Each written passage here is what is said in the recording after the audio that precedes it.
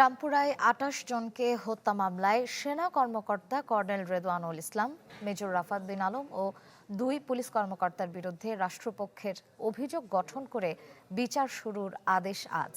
আন্তর্জাতিক অপরাধ ট্রাইব্যুনাল ১-এর বিচারিক প্যানেল এই আদেশ দেবেন। এই মামলায় গ্রেপ্তার আছেন ২ সেনা কর্মকর্তা। তাদের হাজির করা হয়েছে ট্রাইব্যুনালে।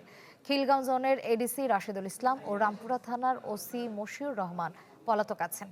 এর আগে রাষ্ট্রপক্ষের অভিযোগ গঠনের শুনানি ও আসামিপক্ষ অব্যাহতি চেয়ে শুনানি শেষ করেন।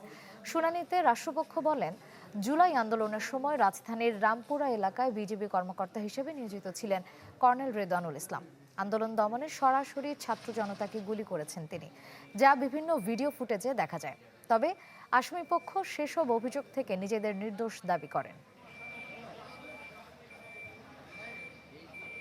কি বুঝলেন ভাই? অনলি জেডাই চাই।